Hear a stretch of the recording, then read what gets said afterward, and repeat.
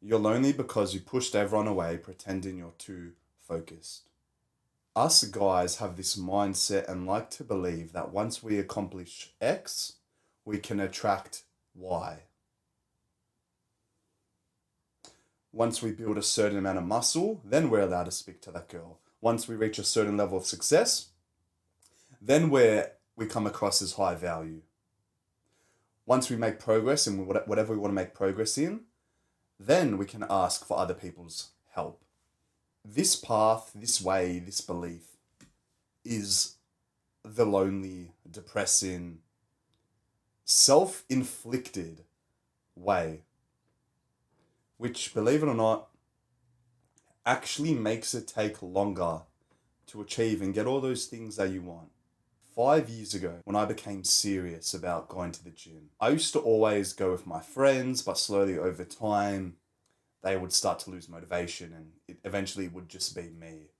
But as time went on, I started to put on more muscle, become a bit more confident. I actually made new friends and they wanted to start going to the gym with me. But I had like such past trauma of how distracted I used to be when I was to work out with others, how much more time I would waste, how much less progress I would make. And believe it or not, for me to make progress with my physique, it did take a period of time of me just going alone and doing it solo. And that became addictive. That made it so addictive in the fact that when people wanted to start training with me because they were motivated by me now, I would push them away and think, oh, I've made this much amount of progress doing this alone, so I'm afraid I'm going to have to keep doing it alone. When we can look at that now, it just seems stupid. And it's funny because at the same time, I would complain, oh, none of my friends are into the gym. I feel lonely. Like my current friendship group, when I'm with them, I still feel alone because they don't want to go to the gym. Maybe is it because I don't invite them? My social life was a mess because I became addicted to being alone. And I thought being the lone wolf would help me make faster gains in the gym, would help me grow this YouTube channel, would help me in every way. And that was one of the strongest, most toughest limited beliefs that I had that would grab me by the throat. Right now, if you're saying to yourself, I don't need anyone, I can do this alone, you're coping. Like on a micro level. Like, okay, you can make some progress doing something alone. But how much more fun, how much more progressive, masculine brotherhood would it be accomplishing goals with some other people? Sharing wins together. As like corny as it sounds, here's a good analogy. When you used to play video games, I'm sure before you had any of these PlayStation friends, before you joined any of these parties, you were probably addicted to solo video games, which you thought were so fun because you were in complete and utter control. But then as soon as you made more friends who you relate to and that played video games as well, you started joining parties, you started playing team video games more. And that started to feel more fulfilling because you were winning together. You could share the experience.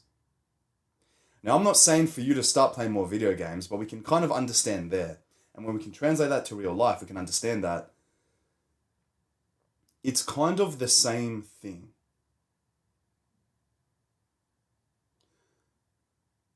Doing stuff together is the funnest stuff. And it's where you create the most memories. It's like the best playtime, as cringe as it sounds. We all need our play. I'm about to sneeze, oh my god.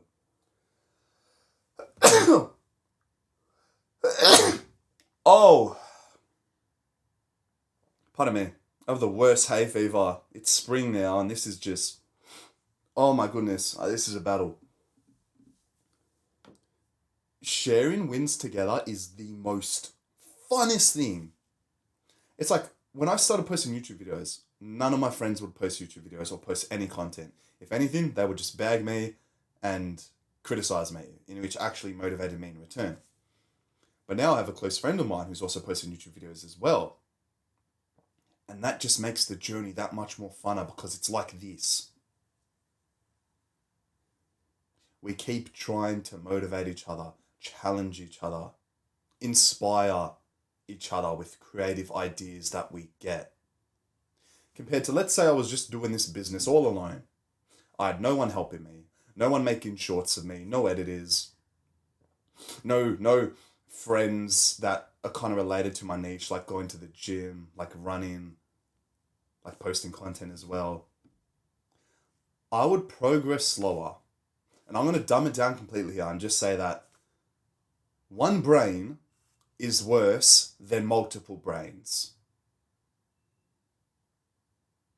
And not even that, like not even just speaking about like getting shit done. Just the fact of having fun and doing it with other people is the best. Literally, after I finish recording 5 videos today, I have a planned run with my friend. Usually I would just go run by myself, but I've been trying to motivate him to start running as well. And now he is. All because I became more of the initiator and wanted to take more control of my social circle. And the fucked part is that in self-improvement,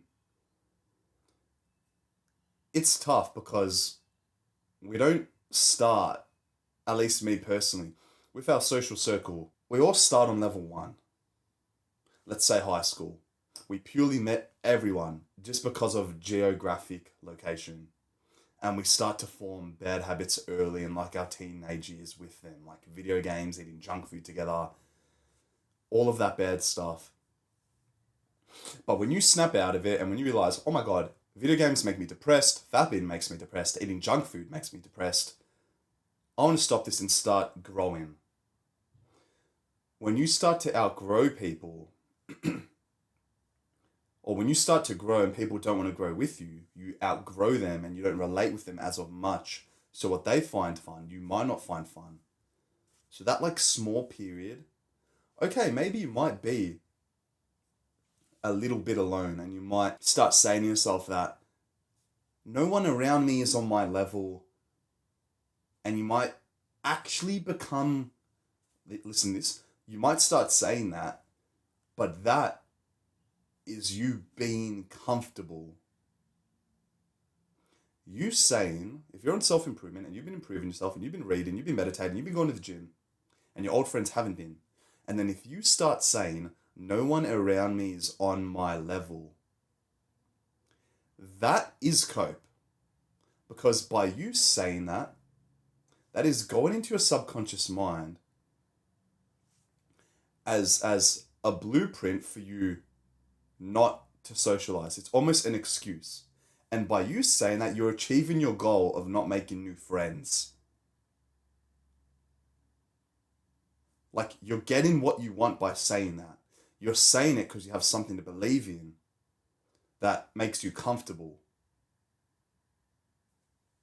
I actually learnt about this in The Courage to Be Disliked. This book is fucking insane. And basically, it states that a couple of things I've learned recently is all problems are created from interpersonal relationships. And the most important thing is when we feel inferior or even better, our assumptions are all subjective. Subjective, like they're not true. So by you saying, no one around me is on my level, no one. So I'm not going to speak to him at the gym, although he seems a bit more jacked than me. I'm not going to send a message to that guy because he posts content because I'm better than him. That's all subjective, and most likely you coping to achieve your goal of staying alone. Which the whole time you have forgotten how important brotherhood is. And the fact that you will progress 1 billion times faster the more social you can be. Obviously, with the right people. And you pick, bro. You pick. If right now you hate your current friendship group, and you say, oh, I'm stuck with these friends. You're not stuck with them. You say that as an excuse for you not to make new friends. That's a bullshit assumption that is only in your own mind that you are living by, which is making you sad because you want to be sad. Everything you do and feel is because you want to feel that way. And I know what you're probably thinking. You're probably thinking, Adrian, that makes zero sense. I'm lonely because I'm lonely. You're lonely because you decided to be. Just speaking like this now, it's literally all I read from this book. It's like some philosopher who speaks so direct to this guy who comes to him with all of his problems, and the philosopher slash therapist just gives him the brutal truth. And now I'm basically saying that to you because what I've read has stuck with me, and it's so true. Because I used to be that guy who would be like, oh, I just have bad genetics, so I'm not gonna train. That's me just making a negative assumption so that I don't have to train. Which in reality, if all I did was train earlier, I would probably achieve the muscular, aesthetic physique a whole lot earlier. Oh, this hay fever is killing me, man. Damn it.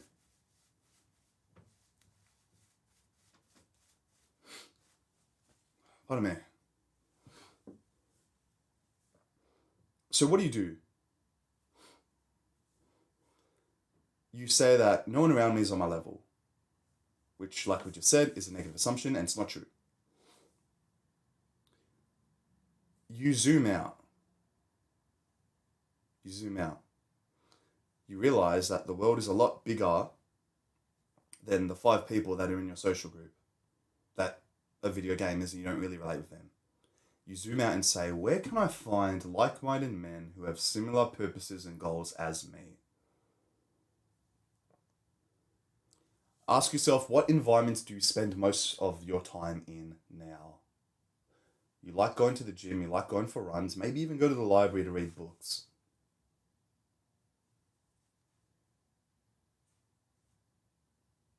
That's 3 things. I am sure there are people at the gym who think the exact same as you and think, oh, my current friendship group sucks. That's why I go to the gym to escape from them. But I'm escaping from them. I'm at the gym and there's so many more other people here. Why am I not speaking to anyone? Is it because I don't want to risk feeling rejected by speaking to a new person? Is it because I instantly assume that every new person I meet knows my old friends and just won't accept me? What is it? It's a bunch of negative thoughts that, bro, are not true. Are not true. And it's fucked because your old friendship group, when they slowly start seeing you drift away, they will do everything in their power to talk shit about you and hold you down. Like almost crabs in a bucket, pulling you down, not wanting to see you outgrow them because they're not growing. But it is literally up to you to realize and say, okay, what sucks in my life? Social life sucks. New friends need to be made. Old friends not having fun with, I want new friends. Dumb it down like that. Dumb it down. And when you can simplify it and become more aware of like the fears, you have fears of being rejected by speaking to a new person. As like tough as it is to eliminate those fears, when you can slowly take action, like even like set a little goal, which is what I did. I remember I've told this story like last year on like social skills videos I used to make. I would set a goal. I would have my whiteboard, which I used to show in every single video, and I'd write down, speak to 5 people at the gym. No girls because that's a little bit harder, but let's just try speak to 5 guys by the end of the week. I remember this week I went to the gym 5 times. The first time I went to the gym,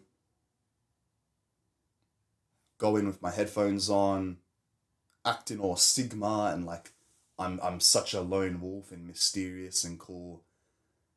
In reality, I would just hide at the fact that I had so many fears to speak to other people.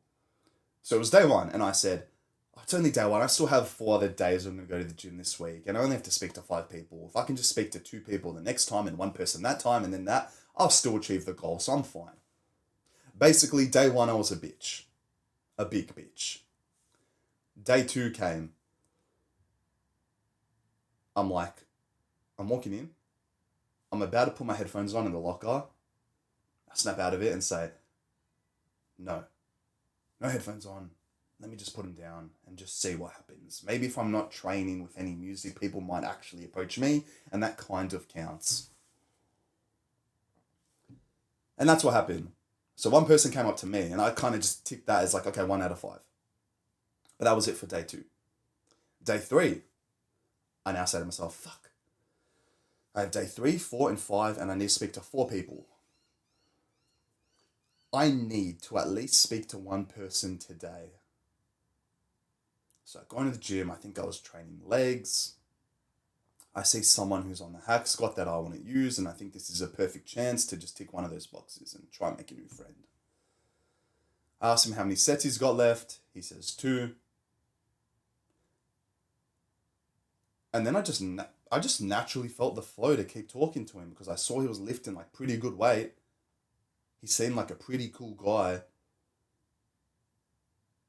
So I just talked to him. Before you know it, my old brain that would have so many fears, all of those fears almost like became gone like that. In that same session, I smash my squats, walk around the gym, I speak to another guy. Just like small talk. You can ask a question, a compliment, or even for advice. So I got 2 people done in day 3. Had 3 people, and the rest was history. Like, long story short. What helped me the most was not only dumbing it down, not only becoming aware of my fears and stuff like that. I say to myself that there actually are other people on my level, if not above me, and the only thing that's stopping me from speaking to them is my comfort zone and my ego.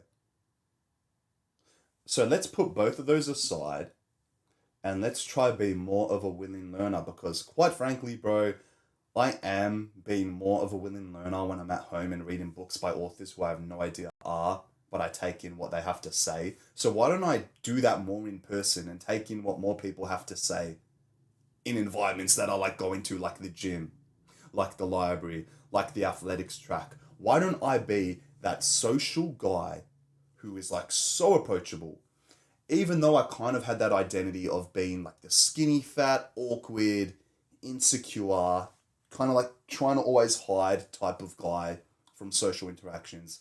Although that was once me, let's grab that younger version of myself and slap him left and back.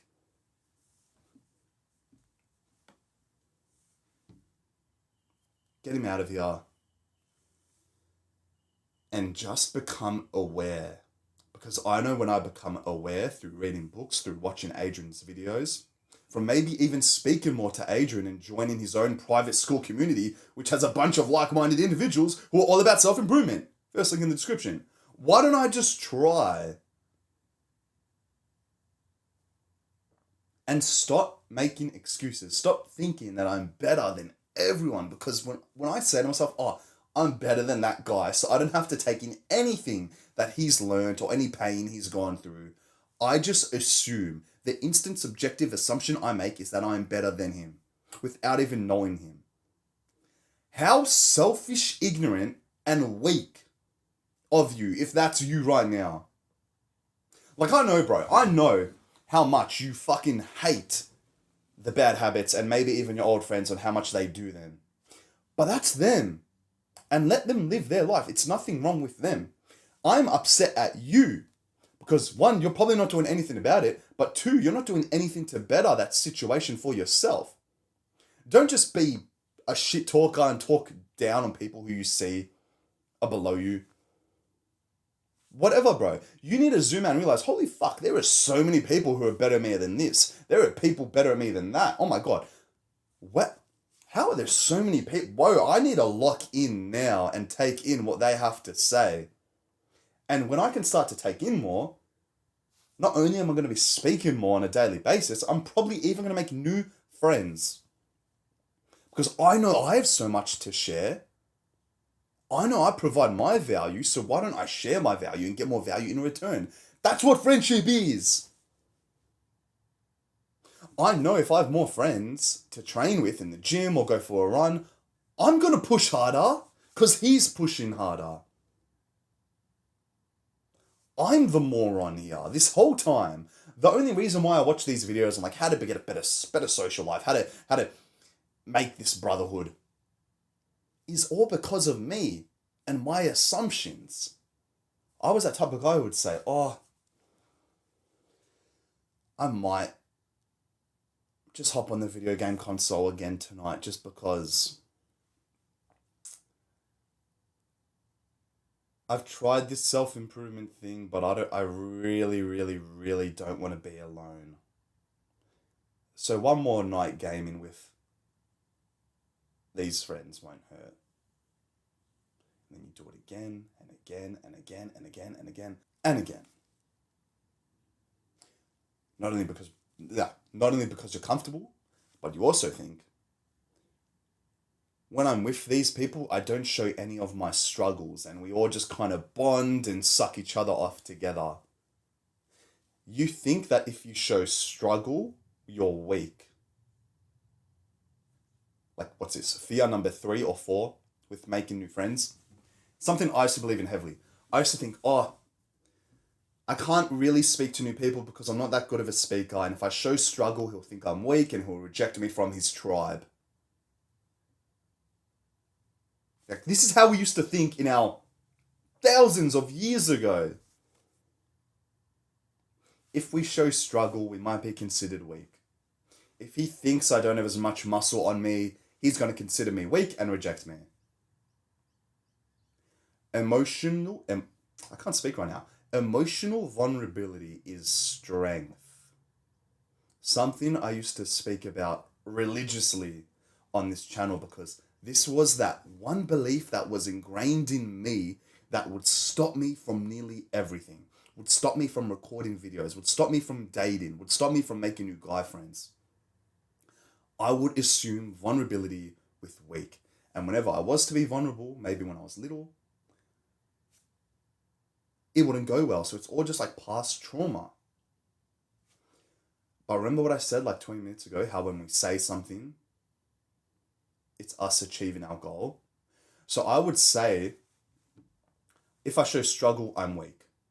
So I would assume that, but it's not actually true, but I would assume it so I can achieve my goal of not having to make new friends. We need to flip that and say, if I show struggle, if I'm emotionally vulnerable, I am strong and I will make more friends. If I can like gratitude journal that 10, 20, 30, 100 times in a day, I know I'm going to start to rewire my brain and almost think that, holy fuck, these thoughts and beliefs that I would have wouldn't only control me, but would dictate the progression in my life in the first place.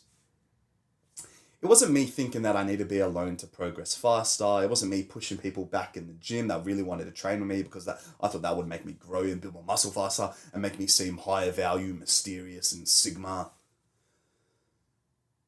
It wasn't any of that. I was just like an emotional, immature boy who, this is deep, who would do all of this stuff for more attention.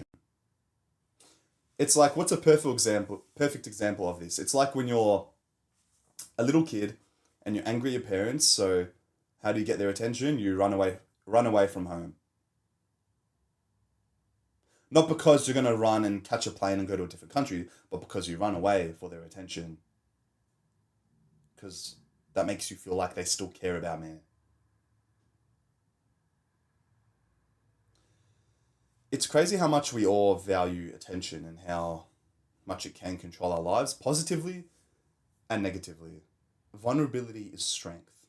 The sooner you can embrace it, the sooner your social circle, your brotherhood will start to look like this. I'm telling you, bro. It'll start to go more up. You're more inviting. You're getting in more reps just because you're talking to more people. You're becoming more fluent of a speaker. So it's not only helping your business, your YouTube channel, it's helping nearly every single area of your life. It's helping your dating life just because you're speaking more. You're using your mouth more meaningfully. Because you're not saying to yourself that, oh, I'm the best, I'm the best, I'm the best. So that means I don't need to speak. Little then I know, if I'm not speaking, I'm not improving. So then I'm actually just regressing. I'm not the best, You're not.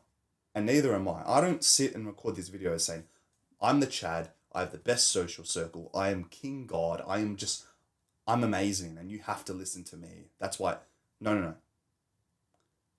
That's not what I think. If anything, I'm still improving. I have to keep this same masculine energy of being a willing learner and taking things in.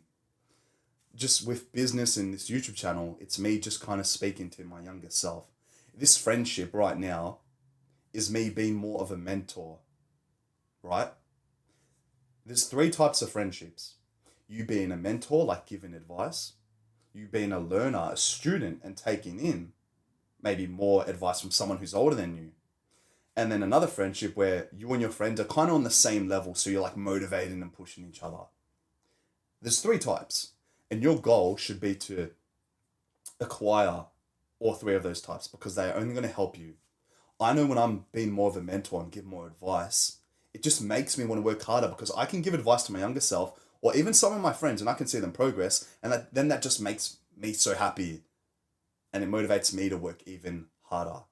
And before you know it, bro, my social life has just it's going crazy. Like now I feel like I just don't have enough time to see all my friends because I'm pretty busy. And I wouldn't have it any other way. Brotherhood is everything. Don't ignore it, don't escape it, and don't leave it. Embrace it, lean into it, and grow with it. Because the sooner you do, the more faster you will progress in the gym, in your business, and in your relationships. Embrace brotherhood. If this video has motivated and educated you, and if you feel like you trust me enough through watching my recent content, the first link in the description is access to my private school community where it's all about self-improvement. We have a discussion thread, pre-recorded courses, live calls with me 2 times a week, and I'm also going to be hosting private meetups. First link in the description. Also, make sure to click the subscribe button and also a little bell icon. Kind of like remind you when I do upload these types of videos so you can watch them and educate yourself as soon as humanly possible. Good luck, brother.